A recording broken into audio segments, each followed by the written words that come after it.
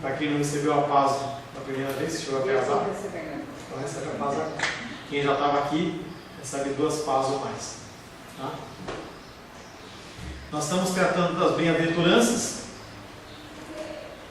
Minha mãe é um barato. Ela disse que ela assiste lá, né? Ela vai assistir. E ela falou assim: essa última bem-aventurança, a faca entrou até o cabo. Minha mãe tem uns comentários que é engraçado. Ó, Glendinho, eu trouxe o celular aí. Eu peguei do Arthur, já falei pra ele que se ele começar a andar muito, eu vou tirar lá de baixo.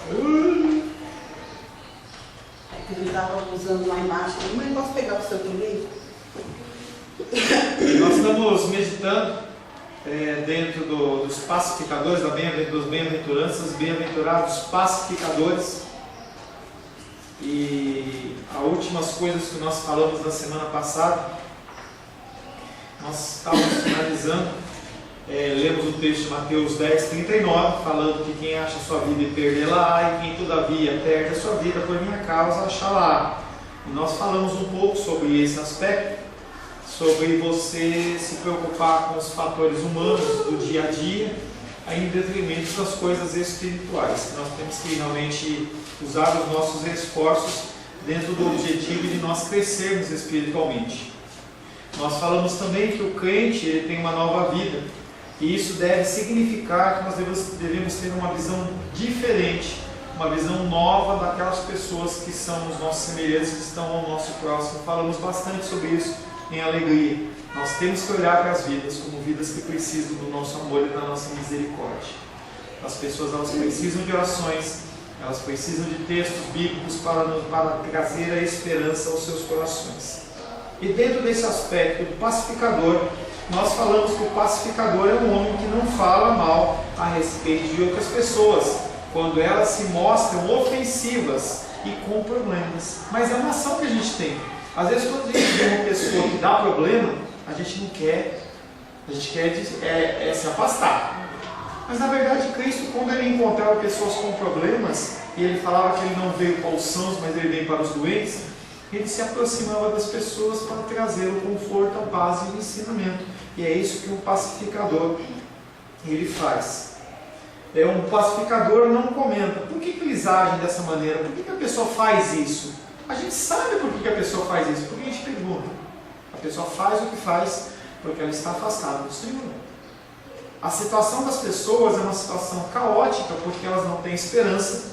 Elas não têm a âncora da alma, que nós falamos no módulo na aula passada, e as pessoas elas se desesperam tentando resolver as coisas segundo a força do seu braço. E a gente sabe muito bem que, em especial, coisas espirituais e emocionais, elas nem sempre são resolvidas na força do nosso braço. E se são de maneira temporária, e aí ciclicamente aquilo volta a acontecer. Compete-nos ter misericórdia e piedade das pessoas. A partir do momento em que nós tivermos piedade das pessoas, nós estamos começando a entrar no campo da possibilidade de ajudar as pessoas. Se você entra numa situação com espírito crítico, você não consegue ajudar as pessoas. Eu, como conselheiro, enquanto eu olho para uma situação de uma pessoa, e tem situações que você fica indignado, mas se você está indignado, você não consegue aconselhar, você não consegue ajudar as pessoas. Ainda na semana passada nós falamos que também está em pauta uma visão inteiramente nova do mundo. O pacificador só tem um único grande objetivo, que é a glória de Deus. Quando você olha situações de conflito, situações de dificuldade, o teu objetivo é levar as pessoas a glorificarem ao Senhor através das suas vidas. A motivação não é você ser exaltado, a motivação não é você receber nada em troca, mas que o nome do Senhor seja glorificado. Os pacificadores desejam isso com tal intensidade que estão dispostos, inclusive, a sofrer para que esse alvo seja atendido. E aí nós olhamos em especial a vida de Cristo, que era uma vida que, para glorificar a Deus, ele estava disposto a morrer. É aquele contexto que a gente falou na aula passada. Nós vemos o exemplo de Cristo numa situação muito longínqua em que nós não temos condição de chegar a ela. Porque o Senhor ele tinha um amor incondicional, que é um amor que não quer nada em troca, e nós não conseguimos ter esse tipo de amor. O nosso amor sempre é um amor que quer algo em troca, seja atenção, seja remuneração, seja reconhecimento. Tem uma música que se canta nas igrejas, a gente não canta aqui, graças a Deus. Eu não preciso ser reconhecido por ninguém. Mentira! Quando a pessoa não reconhece aquilo que você fez, você no seu íntimo, talvez alguns numa condição menor, outros numa condição maior, mas no seu íntimo você fica incomodado. A pessoa não viu? Não viu que eu fiz isso? Não reconheceu? Será que ela não vai falar nada? E aí a gente canta, eu não preciso ser reconhecido, precisa. A gente tem essa necessidade pecaminosa de que as pessoas vejam que nós estamos fazendo aquilo por elas. Tudo isso que nós falamos é uma teoria, mas como fazermos na prática, ainda na semana passada, e nós finalizamos a aula da semana passada dizendo que uma forma prática de você demonstrar que você é um pacificador é, primeiramente, controlar sua língua. Fechar sua boca. E isso é uma coisa que nós temos dificuldade. Eu me pego às vezes em situações em que eu olho e falo assim: realmente, Paulo, você fez isso? Realmente você falou isso? Nós não conseguimos fechar a nossa boca. Parece que dá um comichão na nossa língua. E parece que nós temos que levar aquele prato, daquela coisa podre, de um lado para o outro. Aquela coisa fede, a gente sabe que fede, e mesmo assim a gente quer dividir com as pessoas. A gente tem um prazer, usando uma palavra que a Edilene usou em outro contexto, a gente tem um prazer mórbido de levar a podridão que a gente ouviu, que a gente viu para outras pessoas. Tem coisas que as pessoas às vezes postam no grupo ou na internet, que eu vou comentar com a Rosângela e ela fala assim: nem me fala. Mas realmente, por que eu vou falar aquilo? É um negócio que trouxe mal-estar para mim, indignação, e mesmo assim eu sinto o desejo de compartilhar. Nós temos que aprender a fechar a nossa boca. Tiago 1,19 diz que nós temos que estar prontos para ouvir, tardio para falar e tardio para irar. Precisamos aprender a controlar as nossas línguas e os nossos lábios. A segunda medida prática para ser um pacificador é a seguinte: nós devemos encarar toda e qualquer situação à luz do Evangelho, não segundo o teu entendimento, não segundo o que você conhece, não a tua experiência. E as pessoas, elas têm sido pautadas muito em experiências. Experiências não valem para nada, no sentido de terceiros. Se eu contar algo que Deus fez na minha vida, e isso pode trazer um alento na sua vida, por um certo momento você pode ficar emocionado, porque você tem um tipo de afinidade comigo, mas não passa disso. Quando você estiver passando por um problema similar, nem parecido, mas só com o título igual, não vai trazer nenhum tipo de aprendizado para você. Nós devemos encarar toda e qualquer situação à luz do Evangelho. Quando você estiver enfrentando alguma situação que tenda a provocar conflito, você não deve ficar falando, você deve pensar. É necessário que você considere a situação dentro do contexto do Evangelho, indagando quais são as implicações desse caso.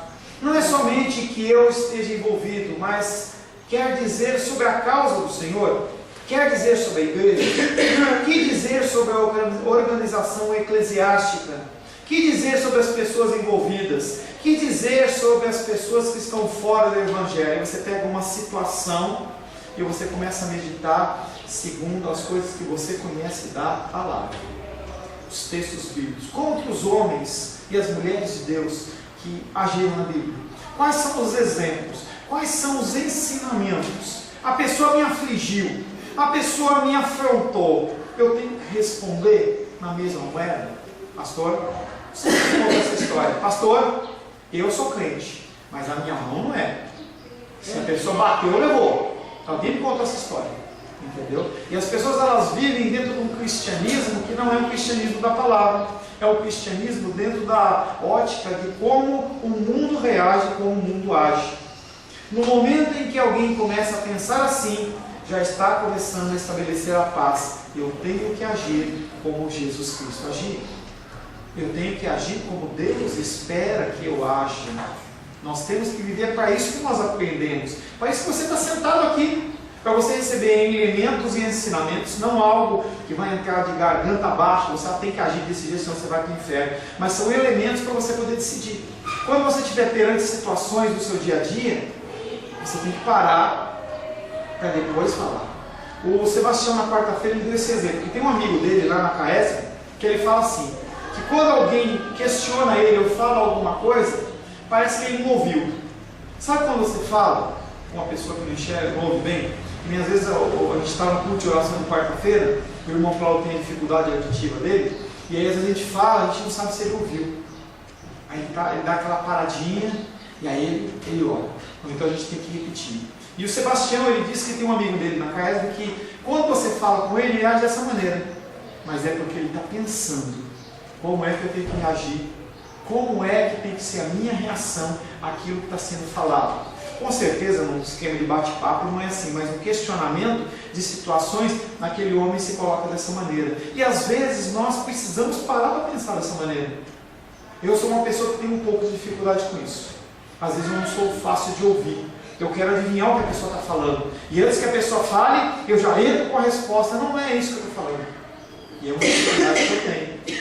E às vezes em situações, quando você age dessa maneira, você acaba muito mais adicionando gasolina na fogueira do que realmente resolvendo qualquer tipo de problema. Quando nós começamos a pensar antes de responder, nós estamos começando a estabelecer a paz. Entretanto, enquanto o indivíduo estiver pensando nas situações que apresentam em termos pessoais, haverá sempre a possibilidade de conflito. Se eu olho para a situação sempre no que eu vou ganhar, no que eu vou passar, o conflito ele vai ser instaurado. Terceiro, o próximo princípio que se solicitaria para que eu aplicasse é o seguinte: e nisso o crente tem que manifestar-se positivo, pondo de lado o comodismo, a fim de buscar meios e métodos para o estabelecimento da paz. Romanos 12, 20.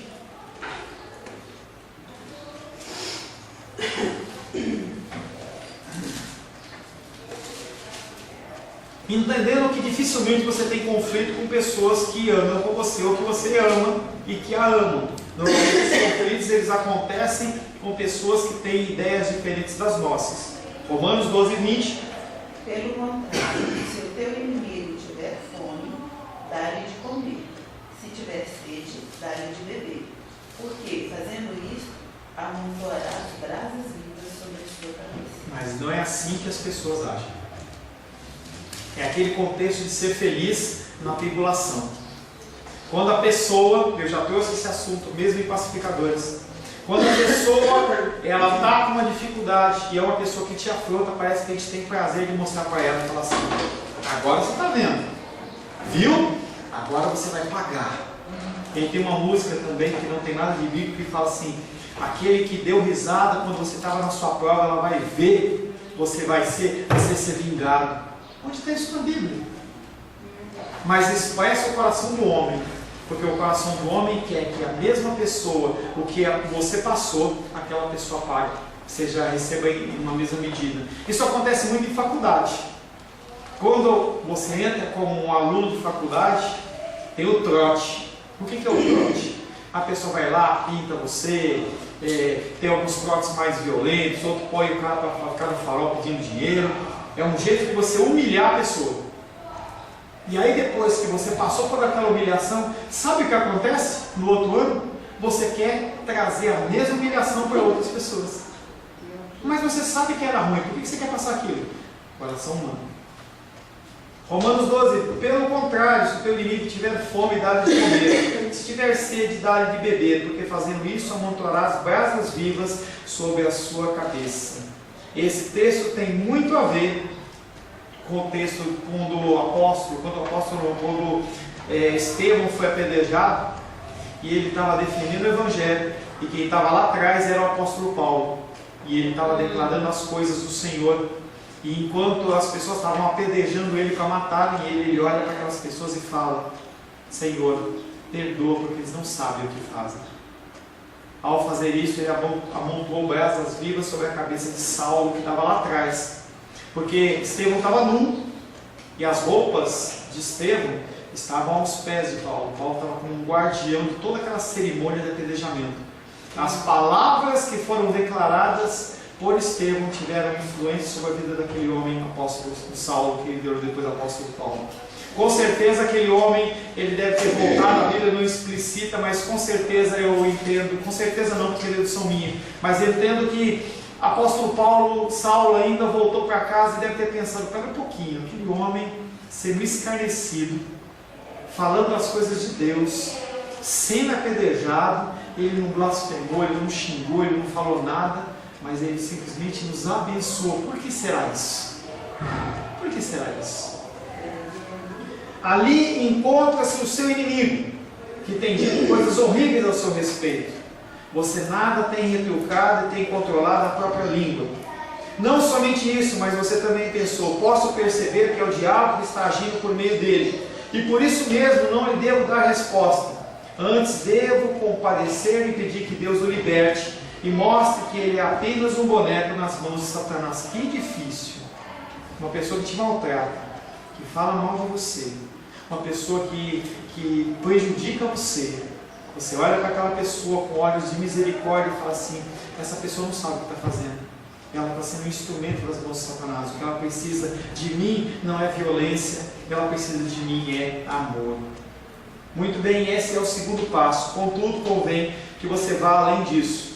Agora o seu inimigo está faminto. Espera um pouquinho. Eu já identifiquei que o cara ele está fazendo mal para mim e eu não respondo. Eu já identifiquei que ele está fazendo mal por mim e está tendo prazer nisso. Eu oro por ele. Eu identifiquei todas essas coisas e além disso eu estou percebendo agora que, colhendo muitas vezes as consequências dos seus atos, ele está passando necessidades. Ele está com fome, ele está com sede, ele está com frio. A minha função é abençoá-lo. Contudo, a palavra diz que nós temos que ir além disso. O nosso inimigo está faminto, pois as coisas que lhe têm ocorrido não lhe têm corrido bem. Chegou, pois, a hora de começar a procurar meios para aliviar a aflição dele. A partir desse ponto, você se tornou positivo e ativo. Isso pode significar, conforme costuma se dizer, tão tolamente, às vezes você deverá se humilhar e abordar a outra pessoa. É importante que você tome a iniciativa, procurando paz com ela, talvez pedindo-lhe desculpas, mas eu não fiz nada, tentando mostrar-se amigável, fazendo tudo quando lhe for possível para produzir a paz. Há uns 10, 15 anos atrás, houve lá, onde foi o tsunami? Lá da Indonésia. Na Indonésia teve tsunami. Milhares e milhares de pessoas morreram. Cristãos eram mortos ali de uma maneira brutal. Você ter uma Bíblia naquele país dizia que você ia ser morto. Já falei várias vezes sobre isso, mas cabe falar novamente. E aqueles cristãos, eles eram mortos de maneira violenta, que somente na época de Nero se cometia. Se tocava fogo, se empalava, colocava uma estaca no ânus da pessoa até sair pela boca e deixava a pessoa lá. E quando houve aquele tsunami, morreram cristãos e não cristãos. Morreram toda sorte de pessoas. Milhares e milhares e milhares de pessoas morreram. Por muito tempo se encontrou pessoas boiando lá no mar daquela tragédia. Mas no momento pós-tragédia, os cristãos eles se unem, não só daquele país, mas cristãos do mundo inteiro se unem e vão fazer uma força-tarefa lá. Eles tinham camisa dentro da língua indonésia: nós somos cristãos e nós amamos vocês. Deram alimentos, deram medicamento, deram tempo para aqueles homens que estavam matando aqueles que eram seus irmãos em Cristo. Eles entenderam o que é ser pacificador. Pessoas aceitaram, pessoas entenderam, mas muitos ficaram indignados com aquela situação sem entender. Poxa, mas eu sou violento e recebo amor. Mas essa é a forma de agir de Cristo. Jesus Cristo, com a vida dele, ele semeou apenas o amor. Ele semeou apenas a concórdia. Ele semeou apenas a vida. E aqueles homens que ele curou de lepra, que ele tirou a cegueira, que expulsou demônios, que alimentou, são as mesmas pessoas que decidiram pela sua morte na cruz. Imagina você ser trocado não por uma pessoa qualquer, mas uma pessoa que era reconhecidamente uma pessoa que era muito ruim. Porque às vezes se você estiver num paredão, tem que escolher entre a Lourdes e o fulano. Fala, poxa, mas são duas pessoas boas. Eu escolho tal pessoa. Agora imagina você estar do lado de um Fernandinho Beiramar, um maníaco, uma pessoa que é uma pessoa extremamente ruim, conhecida da sociedade, as pessoas escolhem ele. Foi isso que aconteceu com Cristo. E mesmo assim, Jesus Cristo, ele continua o procedimento. Em qualquer momento, ele, como Deus, ele poderia ter falado assim, basta. Poder no sentido divino. Ele tinha toda uma obrigação perante Deus de obediência. Mas ele poderia simplesmente falar, basta. Esse povo que está querendo me crucificar vai tudo para o inferno. Descia da cruz, tomava as roupas dele lá e ia para o céu. Ele, na esfera divina, ele podia fazer isso. Quando Pedro corta a orelha de Malco, ele fala, Pedro, se eu quisesse eu chamava 3.000, 4.000 anjos aqui e eu resolvi esse assunto, mas não é o caso. Ele devolve sempre amor em relação à ignorância, à ira. E é isso que nós somos chamados a fazer. De uma forma difícil, mas nós somos chamados a fazer. A última providência a ser tomada no terreno prático é que na qualidade de pacificadores deveríamos nos esforçar por difundir a paz onde quer que nos encontremos. Fazemos isso quando não nos mostramos egoístas. Não estou dizendo para você ser paz e andar com a camiseta da paz ou adesivo de paz no carro. Estou falando para você deixar de ser egoísta. Eu falo da Jenny, que eu acho tão bonitinho. Ela tem dificuldade, ela está passando uma dificuldade financeira. Nós, como igreja, temos ajudado. Olhe por um emprego para ela. Ela está trabalhando de uma forma temporária, está passando dificuldades. Todo domingo ela vem e deixa a sacolinha dela aqui. Ela está mostrando que ela não é egoísta. Ela sabe que a situação dela poderia ser muito pior. E aí eu constranjo você. Porque ela vem e deixa a sacolinha dela aqui em você. Com o grau de satisfação que Deus tem permitido para você.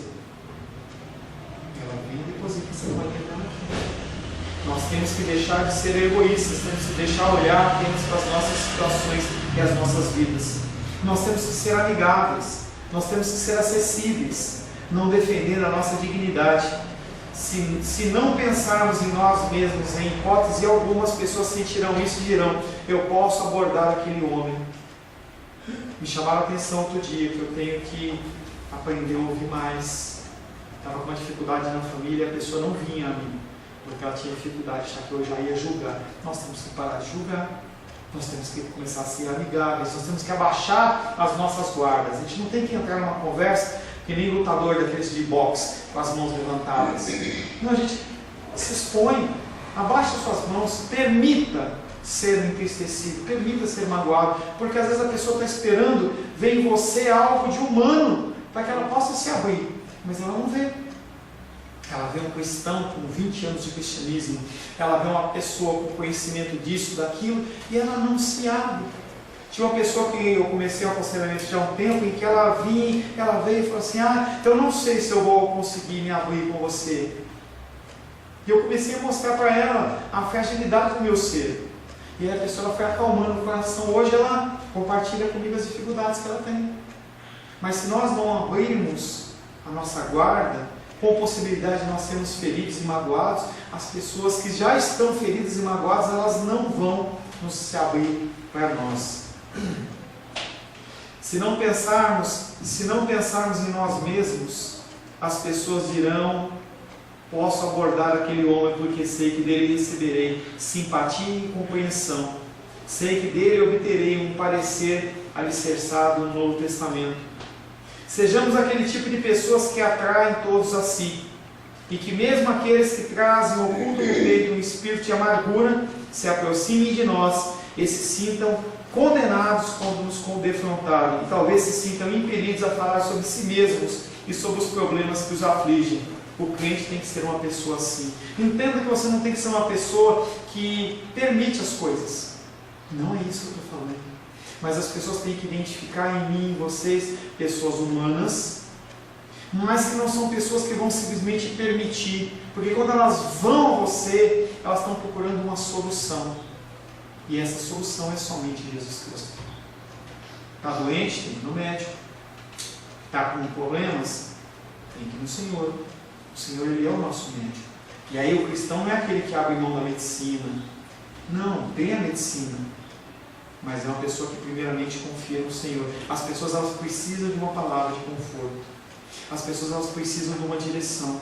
É uma música da Aline Barros que eu gosto bastante, que fala assim: como um farol que brilha à noite, como sombra sobre as águas, como abrigo no deserto, como flecha que acerta o alvo.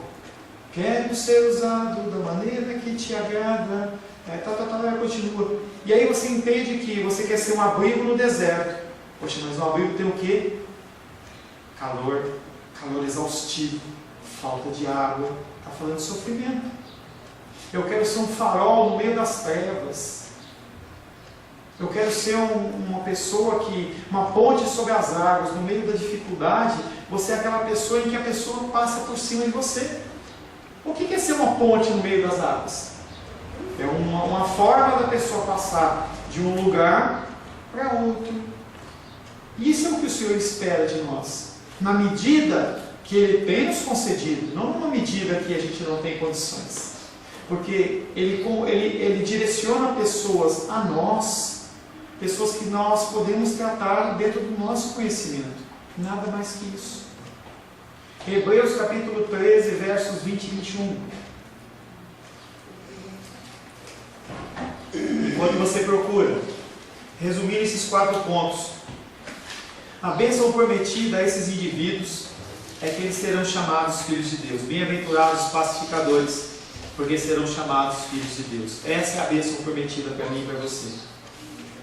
Os chamados significam que pertencem. Bem-aventurados os pacificadores, porque eles pertencem a Deus. A quem eles pertencem? Eles pertencem a Deus como seus filhos. Tudo isso significa que o pacificador é filho de Deus, que se assemelha ao Pai Celeste. Hebreus capítulo 13, verso 20 e 21. Alguém leia por gentileza?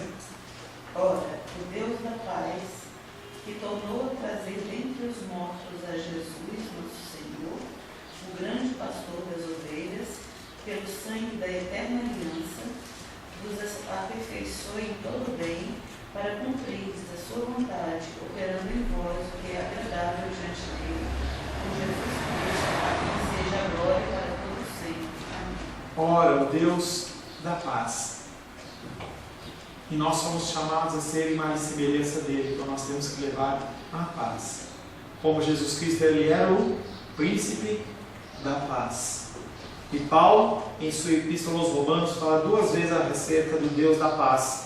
E roga ao Senhor para que os seus leitores recebam eles mesmos aquela paz que procede de Deus Pai. Quando nós iniciamos o culto, nós falamos a paz do nosso Senhor Jesus Cristo. Não é a minha paz, é a paz de Cristo. Eu desejo que a paz de Cristo seja sobre a sua vida. Quando você entra num ambiente, declare a paz de Cristo, que a paz do Senhor esteja nesse lugar. Interessante que quando os discípulos eles saíram para evangelizar, o Senhor falou para eles assim: quando você entrar num lugar, você declara a paz. E se aquelas pessoas não receberem a paz, não receberem os ensinamentos, aquela paz ela volta para você. Porque é a paz de Cristo que está no seu coração. Você não pode desejar a alguém algo que você não tem. Como é que você pode desejar paz a alguém se você não tem paz? Você tem que buscar a paz em Cristo, a alegria em Cristo, simplesmente vivendo através da palavra.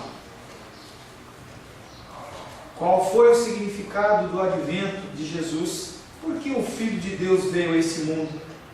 Porque Deus, embora santo, justo e reto, da maneira mais absoluta, como sucede com todos os seus atributos, ainda assim, Ele é um Deus da paz. Eis a razão porque Ele enviou o seu Filho.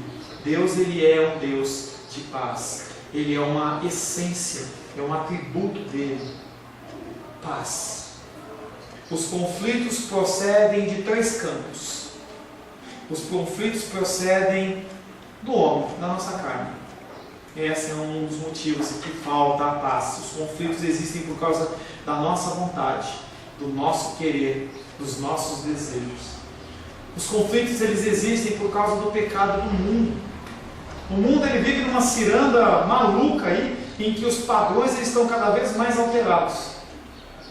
Vi essa semana uma reportagem, não sei se foi do programa da Fátima Bernardes de manhã, em que mostrava ela mostrando uma cerimônia em que uma pessoa ia pedir a outra em casamento, mas eram 2 homens. E aí, primeiro mostrou adultos. Aí todo mundo tinha sua opinião e tal. Uma senhora foi um pouco mais dura e falou assim: olha, eu não concordo, eu acho que está errado, mas eu não vou ensinar o meu filho, o meu neto a fazer dessa maneira. Ou seja, ela já não acredita tão certo assim. E aí mostrou as crianças. Mostrou crianças da idade do Arthurzinho, assim, várias crianças, meninos e meninas. E aí eles começaram a olhar para aquilo, um colocava a mão no rosto, ficava incomodado. Um deles falou assim: ah, mas olha como eles estão felizes. Eu acho que não tem nenhum problema. Aí as crianças ficaram olhando meio assim, desguei. Gente, o nosso mundo está confuso. O nosso mundo ele está tendo os valores, padrões da Bíblia transformados e mudados. Nós temos filhos, nós temos netos, nós temos sobrinhos que estão no contexto deste mundo. Como que nós vamos instruí-los, se não segundo os padrões da palavra?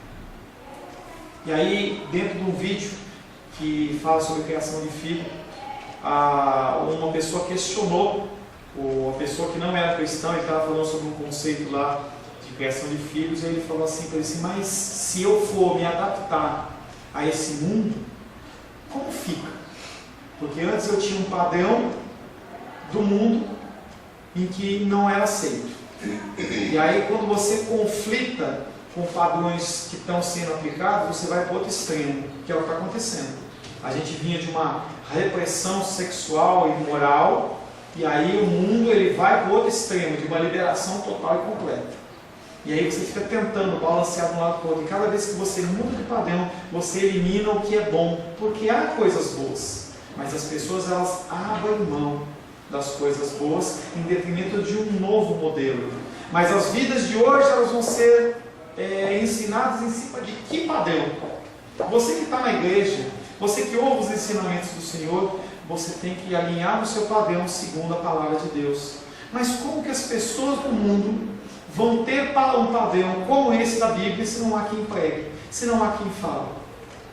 Porque o padrão que o mundo fala é: nós temos que satisfazer os nossos desejos e as nossas vontades. Estamos chegando no Natal, e você vai ver claramente as pessoas sendo entrevistadas nos shoppings e falando: você vai comprar isso, você vai comprar aquilo outro, muitas sacolas, tal. Eu mereço. E aí a pessoa ela se endivida, a pessoa cria uma série de dificuldades na vida dela, e aí ela passa todo um 2017 miserável, porque no Natal ela pegou e meteu o pé pelas mãos. Nós temos padrões a serem estabelecidos na palavra de Deus, que eles têm que ser seguidos para que nós possamos ser esses pacificadores que o Senhor espera. Para finalizar, o texto que nós acabamos de ler: o Deus da paz, que tornou a trazer Jesus dentre os mortos, nosso Senhor, o grande pastor das ovelhas, pelo sangue da eterna aliança, vos aperfeiçoe em todo o bem para cumprides a sua vontade. Eu oro para que o Senhor, Ele, segundo Cristo, pelo sangue da eterna aliança, vos aperfeiçoe com todo o bem. E aí, dos reis, quando você olhar o exemplo de Abraão, você não se preocupa, você só pede que o Senhor ele continue te aperfeiçoando. Quando você olhar no espelho, você fala: Deus não acabou a obra ainda há muito para tratar, muito para fazer. Coisa que nem operação plástica, nem mudança de cabelo, mas é algo que você olha interiormente. Você tem que pedir para o Senhor Ele continuar te aperfeiçoando. Não espere mudanças radicais, nem de você nem dos outros, mas busque sempre o aperfeiçoamento, que é sempre uma condição melhor do que a anterior. Feche seus olhos. Senhor Deus, nós vivemos, Pai querido, nesse mundo tenebroso, Pai, em que os Teus preceitos, eles são escarnecidos. Nós, muitas vezes, com as nossas decisões, Pai querido, nós passamos por humilhações. E cada vez mais, Pai querido, que o mundo deseja que nós nos adequemos a eles. E nós, Pai, nos mantemos firmes à Tua palavra, mais dificuldade nós passamos. Os tempos são maus e nós podemos pedir apenas que o Senhor continue nos aperfeiçoando, como na oração do Pai Nosso, que o Senhor nos livre de todo mal e nos conduza à vida eterna, porque Teu é o reino, o poder e a glória para todos sempre. Amém. Glórias a Deus.